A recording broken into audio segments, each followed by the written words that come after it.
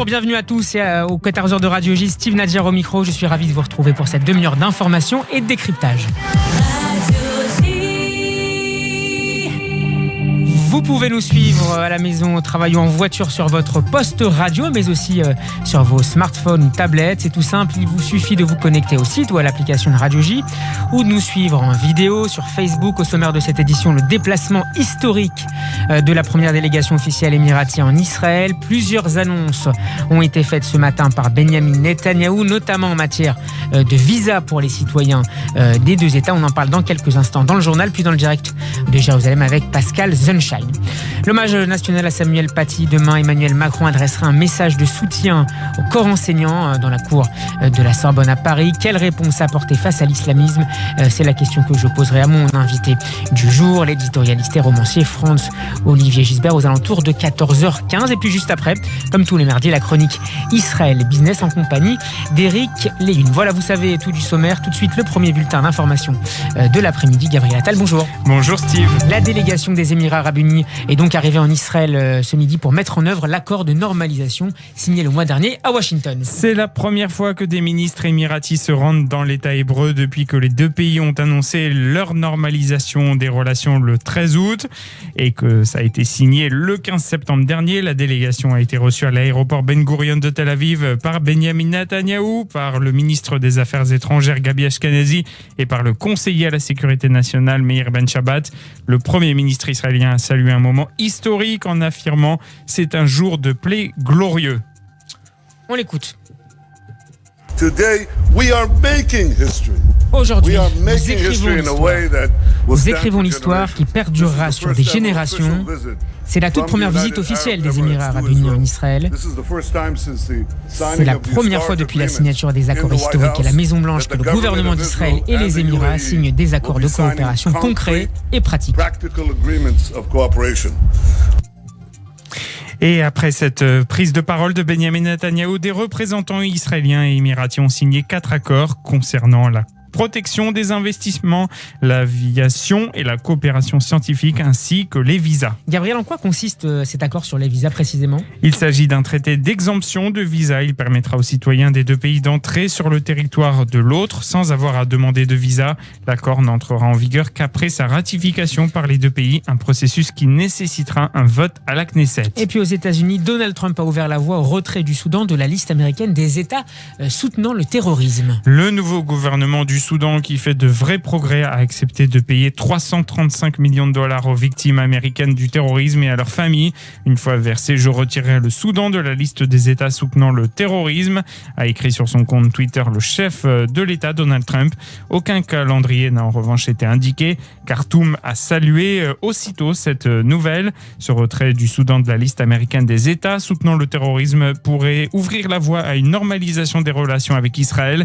Selon le site d'information Axios, le processus pourrait être lancé lors d'un entretien téléphonique entre Donald Trump, Benjamin Netanyahou, son homologue soudanais Abdallah Hamdok et le président du Conseil souverain du Soudan, Abdel Fattah al-Burhan. On reste aux États-Unis avec le deuxième débat présidentiel. Les micros de Donald Trump et de Joe Biden jeudi seront coupés lorsqu'ils n'auront pas la parole. Le but est d'éviter la cacophonie observée lors du premier débat il y a 2 semaines. La commission présidentielle sur les débats a déclaré que le micro de chaque candidat serait coupé pour permettre à l'autre de faire 2 minutes de réponse au début de chaque segment de 15 minutes du débat. L'équipe de campagne du chef de l'État s'est opposée à ce changement, mais a affirmé que Donald Trump participerait malgré tout au débat. L'équipe de campagne de Joe Biden n'a, elle, pas fait de commentaires à l'heure actuelle. Et puis cette enquête d'un journaliste israélien, il est revenu sur la rencontre, une vieille rencontre entre Joe Biden et Golda Meir. Ça a eu lieu en 1973. À l'époque, peu avant la guerre de Kippour, Joe Biden était un jeune sénateur de 30 ans. Il s'agissait de son premier voyage à l'étranger et il avait choisi de se rendre en Israël. Il avait rencontré la première ministre israélienne Golda Meir et il avait été incroyablement impressionné par la dirigeante. Le journaliste Nadav Eyal de Channel 13, qui a révélé de nouvelles informations sur cet entretien, a maintenant fourni des extraits d'une note confidentielle de la réunion. Joe Biden a averti que les actions d'Israël dans les territoires qu'il avait pris pendant la guerre des 6 jours, dont la Judée-Samarie et la bande de Gaza, conduisaient à une annexion annexion rampante. Puisqu'il pensait qu'Israël était militairement dominant dans la région, il a suggéré que l'État hébreu pourrait initier un premier pas vers la paix par des retraits unilatéraux de zones sans importance stratégique. Golda Meir a rejeté cette suggestion de Joe Biden, se lançant dans un discours sur la région et ses problèmes. La Covid-19 en Israël à 14h05 sur Radio J. Le cabinet coronavirus va de nouveau se réunir cet après-midi pour discuter de la deuxième étape de la stratégie du déconfinement. L'une des options envisagées consiste à échanger les deuxième et troisième étapes du plan du gouvernement, c'est-à-dire donner la priorité à la réouverture des centres commerciaux et autres entreprises et laisser la reprise des études à l'école élémentaire. Pour la troisième étape, selon un responsable du gouvernement qui s'est entretenu avec le Israël Hayom, cette proposition est basée sur les estimations fournies par le ministère de l'Éducation pour le temps nécessaire aux écoles pour se préparer à rouvrir sur la base des directives sanitaires. Le dernier bilan sanitaire, justement, il est en baisse. 1479 nouveaux cas de coronavirus ont été enregistrés hier. 3,7% de tests ont été positifs, 636 patients sont dans un état grave et 233 sous respirateur. 59 personnes de plus sont décédées des suites de la Covid-19 hier. Et le ministre de la Défense, Benny Gantz, a annoncé hier soir que l'Institut israélien de recherche biologique commencerait les essais de son vaccin contre le coronavirus sur l'homme à la fin du mois, à la suite d'une visite au laboratoire national secret et d'une rencontre avec son chef Shmuel Shapira. Le Premier ministre suppléant a révélé le nom du vaccin, BriLife, une association du mot hébreu Briout, la santé, et la vie en anglais. Dans le même temps, un rapport, Gabriel, nous apprend que 20% des Israéliens infectés par le coronavirus n'ont pas développé d'immunité. Les résultats signifient qu'un pourcentage de personnes qui développent des cas asymptomatiques ou même bénins du virus pourraient le contracter à nouveau. Le rapport était basé sur une enquête sérologique menée entre juin et août dans la communauté orthodoxe de Bnei Brak.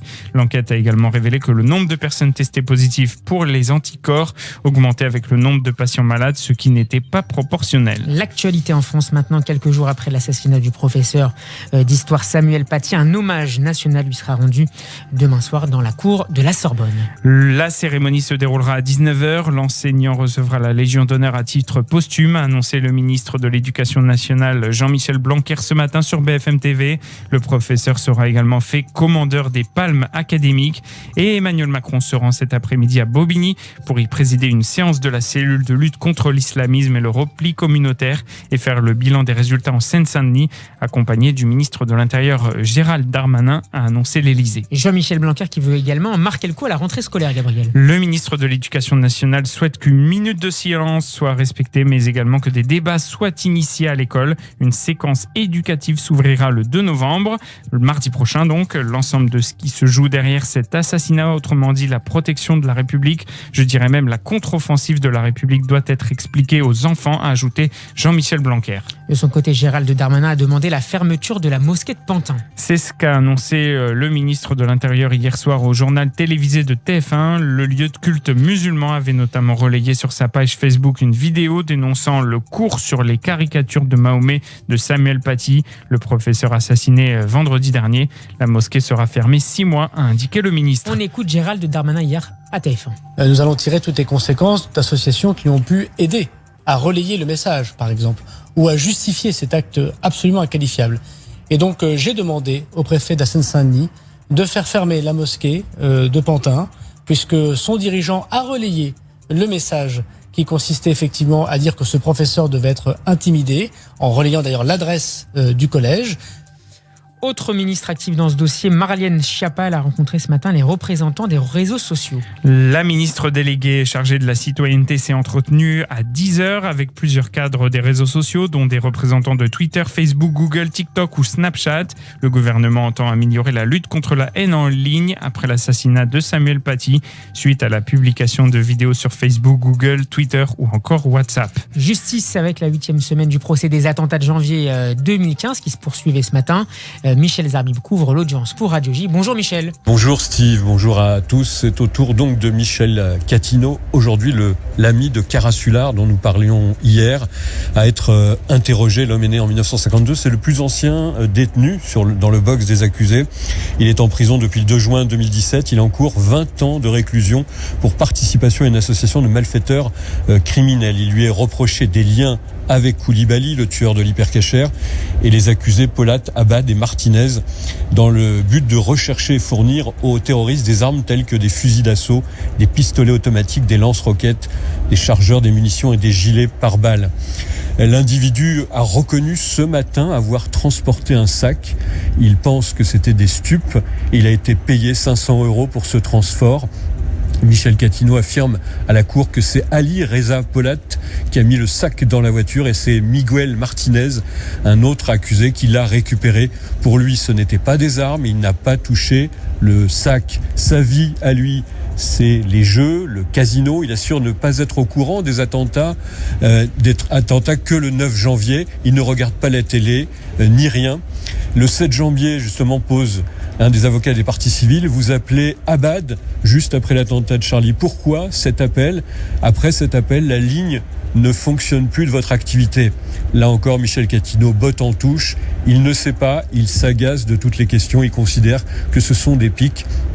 Pourtant, à la question aller chercher le sac à Paris, il faudrait que tu y ailles, lui a demandé Martinez. Il reconnaît, oui, qu'il a été en contact avec Martinez pour aller chercher ce sac.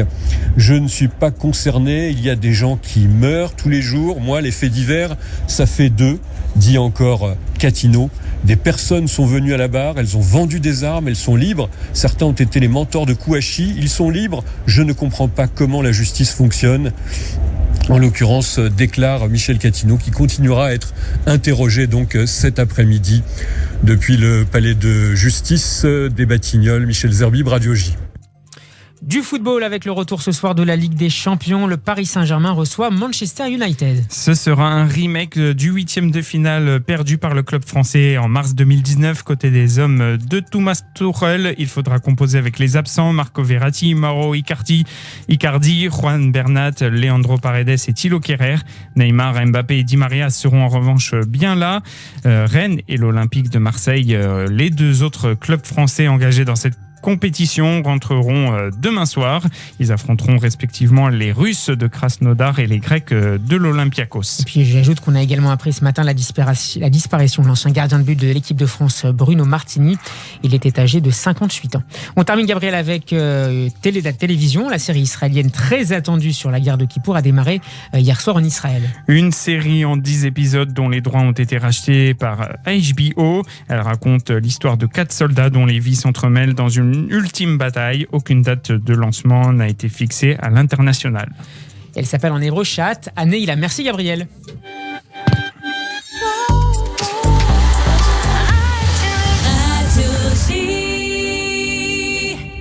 14h13, l'heure de s'envoler vers Israël où nous attend notre correspondante permanente dans le pays. Bonjour Pascal Sunshine. Bonjour Steve Nadja. Pascal, nouvelle journée historique au Moyen-Orient avec cette première visite officielle ce matin d'une délégation émiratie dans le pays. On a écouté tout à l'heure un extrait de l'intervention du Premier ministre Benjamin Netanyahou, notamment à propos de l'exemption des visas pour les citoyens des deux pays. C'est du jamais vu, Pascal, avec un État du monde arabe et peut-être même au-delà. Oui, on a l'impression un peu de se répéter en parlant de journées historiques successivement après les visites de délégations israéliennes à Abu Dhabi, puis à Bahreïn, et depuis évidemment la signature sur la pelouse de la Maison Blanche il y a maintenant un peu plus d'un mois. Mais il est vrai que de voir arriver aujourd'hui à l'aéroport Ben Gurion la délégation des Émirats Arabes Unis dirigée par le ministre des Finances émirati, c'était encore un événement d'importance, d'autant qu'on l'a entendu justement entrer directement dans le vif du sujet, c'est-à-dire que le ministre émirati venait parler économie, parler finances avec ses homologues israéliens, avec des chiffres, avec la présentation de l'économie de son pays, de ses développements régionaux, de sa pluridisciplinarité technologique, financière. Donc on a vraiment l'impression d'avoir affaire à des gens qui veulent maintenant entrer dans le vif du sujet, dans le concret. Et d'ailleurs, plusieurs accords de partenariat bilatéraux ont été signés à la mi-journée sur la protection des investissements, la coopération économique, les finances. Donc, on peut dire effectivement que ça y est, la paix entre Israël et les Émirats Arabes Unis est en marche et est en train de se concrétiser. Pascal, un fonds intitulé Fonds Abraham et doté de 3 milliards de dollars va être créé. À quel projet servira-t-il ? Alors, c'est un projet qui est, c'est un fonds plus exactement tripartite, puisqu'il inclut évidemment Israël et les Émirats arabes unis, mais aussi les États-Unis. D'ailleurs, petit point intéressant, le siège social de ce fonds sera à Jérusalem, ce qui est quand même là encore un symbole.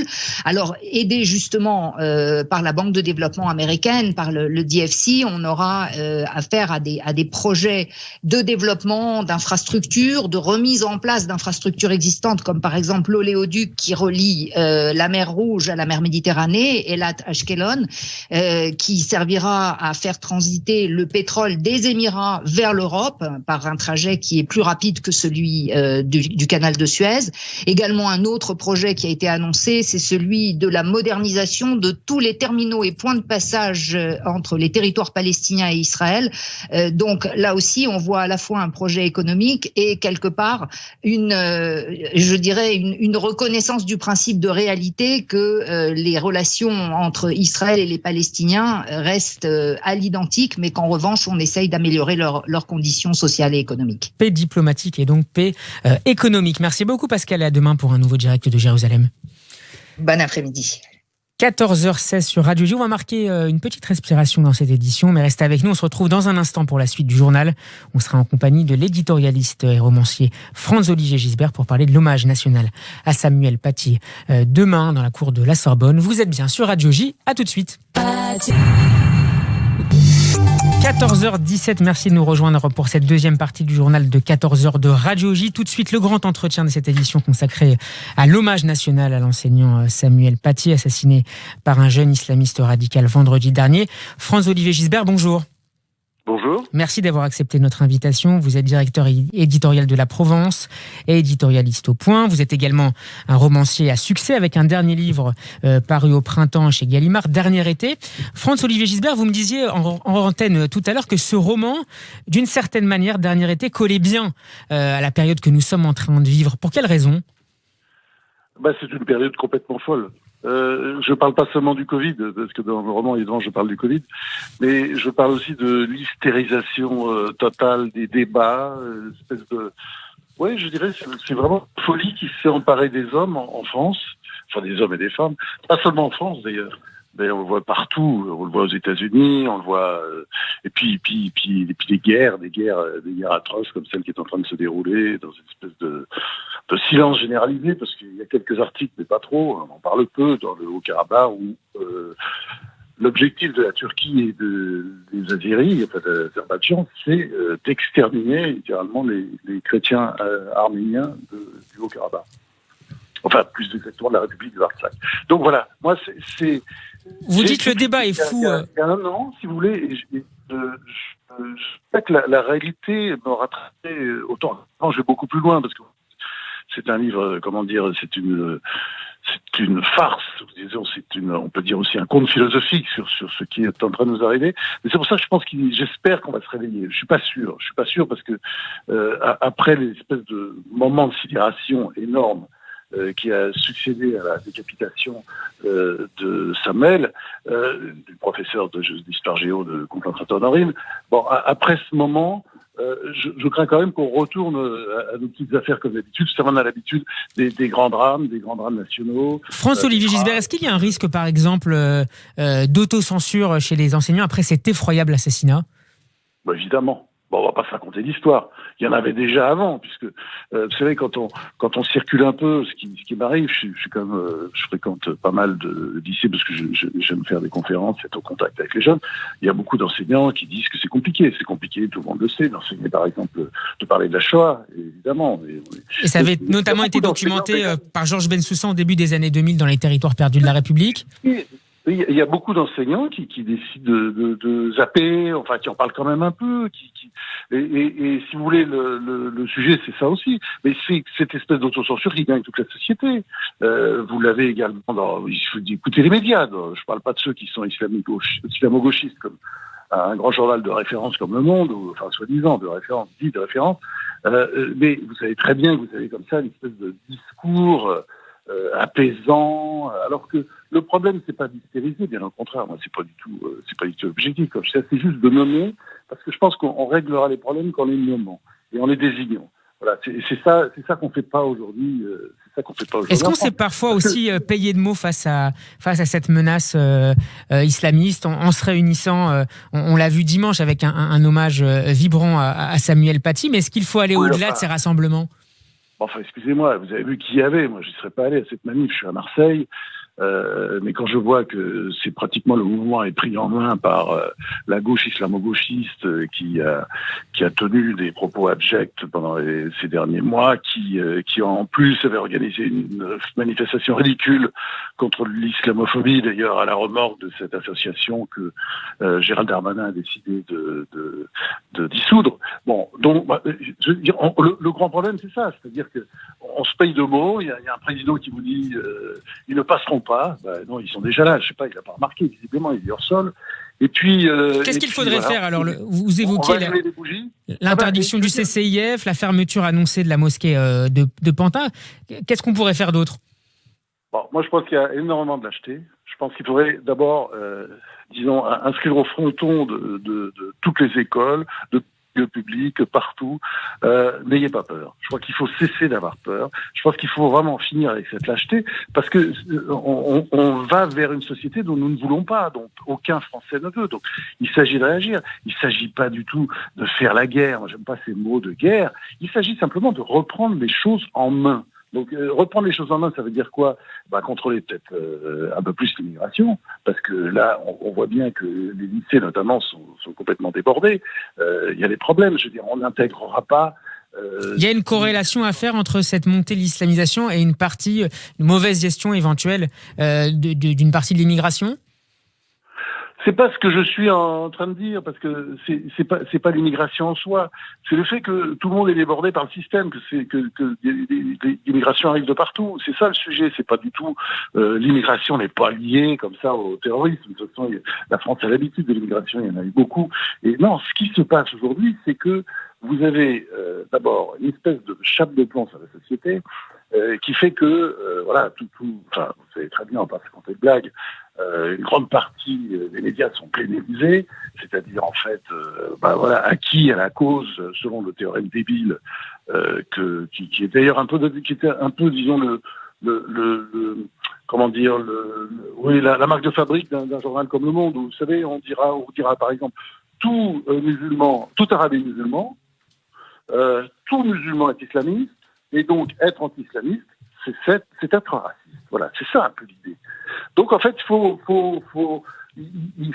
raison garder, il faut se calmer, etc. Mais il n'y a aucune raison de se calmer. Si on veut régler les problèmes, il faut les traiter. Et donc pour cela, il faut dire les choses. Merci beaucoup, François Olivier. Il faut dire les choses. Attendez, non. Il faut dire les choses. Il faut appliquer la loi. Et il faut arrêter avec ces trucs. Non, on n'a pas les moyens. Il faut changer la loi.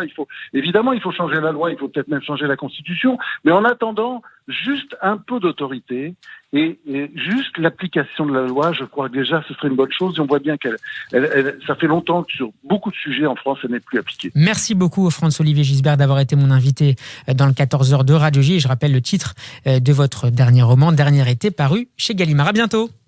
Merci, à bientôt.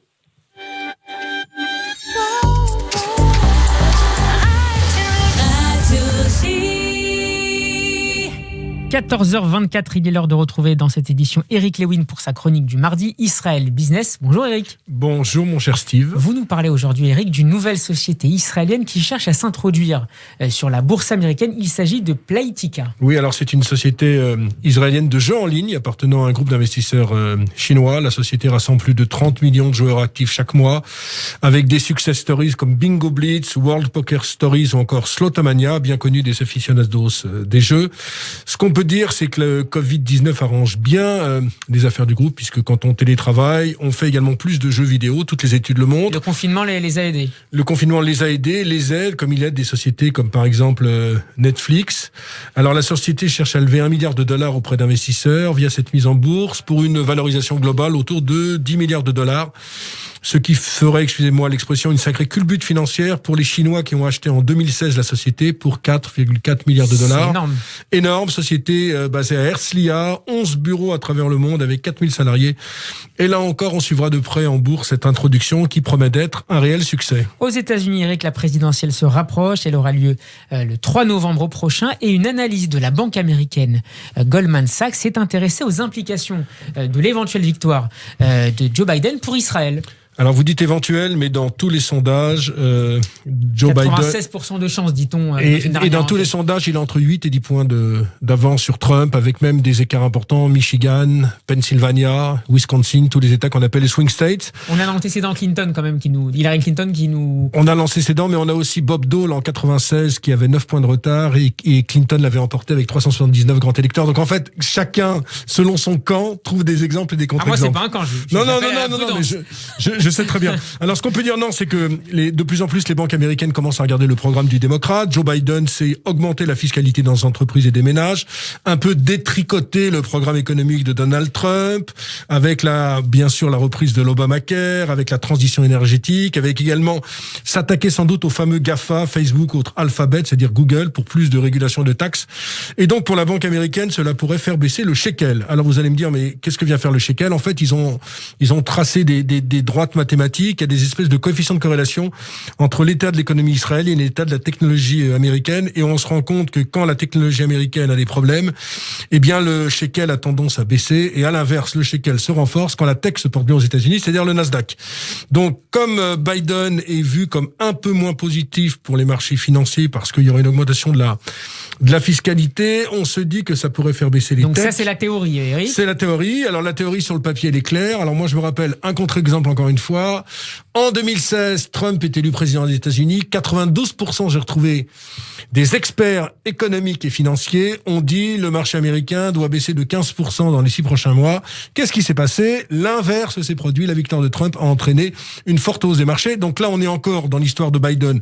Dans la théorie, c'est une analyse de Goldman Sachs, c'est quand même une banque américaine sérieuse et écoutée du monde entier. Il faut la prendre en compte et voir un peu ce que seront les impacts, notamment sur la devise israélienne. On va finir, Eric, avec de la conjoncture économique. Le premier semestre a été catastrophique pour l'État hébreu. PIB, ou ce qu'on appelle la richesse nationale, a reculé de 10,1% sur les 6 premiers mois de l'année. Alors le premier semestre, il y a eu moins 8,1%, ça va encore, mais enfin le deuxième trimestre, moins 28,7%. Énorme donc retournement de tendance lié au Covid. Après notamment la croissance de 3,4% sur le second semestre 2019, mais il devrait y avoir une amélioration sur le semestre en cours. Un peu d'optimisme alors. Ce n'est pas moi qui le dis, c'est le Fonds monétaire international qui prévoit un recul annuel de l'ordre de 5,9% sur l'année, non plus de 6,3%. C'est le dernier trimestre 2020, c'est-à-dire le trimestre en cours, qui devrait un peu sauver l'économie israélienne avec une progression de 7,7%. Et pour l'année à venir, Eric ? 2021, croissance de 4,9%, si bien sûr on sort de cette période plus que compliquée de confinement. Là encore, ce ne sont que des statistiques, des estimations, et on raisonne comme s'il n'y avait aucun vaccin. Il est bien évident que s'il y avait un vaccin, eh bien, ça serait plus du tout les mêmes projections de croissance, parce que le tourisme repartirait, l'aéronautique repartirait, les secteurs qui ont été maltraités repartiraient, et on serait sans doute sur une dynamique beaucoup plus importante. Mais le vaccin, a priori, c'est pas avant le premier trimestre 2021. Et ça, c'est toutes les indications qu'ils disent. Là, on est vraiment dans la réalité, mon cher Steve. Merci beaucoup, Eric Lewin, de cet éclairage économique. Israël Business reviendra mardi prochain. Bonne semaine, Eric. Plaisir. Salut, Steve.